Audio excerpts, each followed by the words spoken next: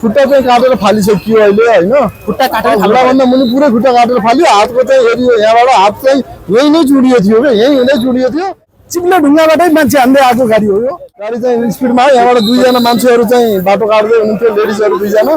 उहाँहरू चाहिँ दुईजना बाटो काट्दै गर्दाखेरि ठ्याक्कै यहाँ आएर यो खम्बामा गडम्मै गाडी ठोकियो। हाल अवस्था बनाएको छ यो माइक्रोले माथि नै घटना घटाएर आएको चाहिँ। प्रत्यक्षदर्शी हुनुहुँदो रहेछ तपाईँ, घटना के कसरी भयो, कसरी आइरहेको थियो?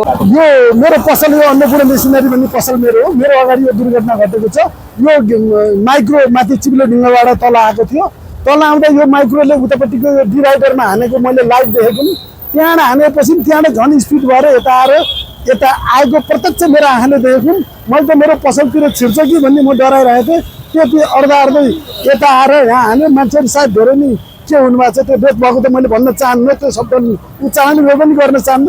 बेहाल अवस्था बनाएको छ यो माइक्रोले माथि नै घटना घटाएर आएको र चाहिँ गोर्खाली मोटरसाइकल वर्कसप अगाडि एकजना घाइते भएको बिरामी पनि मसँग आइपुग्नु भएको थियो। म ठुलो कालले बचेँ भनेर र अरू पनि त्यहाँ आइरहनु भएको छ। हामी ठुला कालले बच्यौँ भनेर घाइतेहरू पनि आइरहनु भएको। गाडी माथि नगरपालिका भाइ सञ्चालक भाइको अनुसार म चाहिँ यहीँ रोकिएर बसिरहेको थिएँ होइन।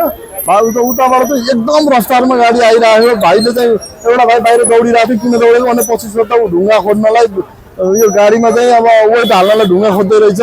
गाडी चाहिँ स्पिडमा यहाँबाट दुईजना मान्छेहरू चाहिँ बाटो काट्दै हुनुहुन्थ्यो, लेडिजहरू दुईजना। उहाँहरू चाहिँ दुईजना बाटो काट्दै गर्दाखेरि ठ्याक्कै यहाँ आएर यो खम्बामा गडम्मै गाडी ठोकियो।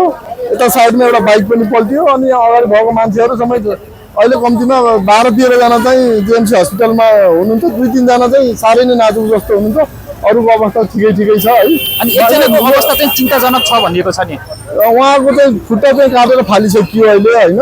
खुट्टा काटेर भन्दा मुनि पुरै खुट्टा काटेर फाल्यो। हातको चाहिँ हेरियो यहाँबाट हात चाहिँ यहीँ नै चुडियो थियो क्या, यहीँ हुँदै चुडियो थियो। हस्पिटलमा लग्यो। बाइकमा सवार हुनुभएको व्यक्ति हो? होइन उहाँ पैदल यात्री हो। पैदल यात्री दुईजना बिचरा लेडिज हुनुहुन्थ्यो। उहाँहरू चाहिँ अब घुँडाभन्दा मुनि उहाँको पुरै काटेर फालिसक्यो अहिले हस्पिटलमा। तर उहाँ होसमा चाहिँ आउनु भएको छ क्या अहिले। ए हस्।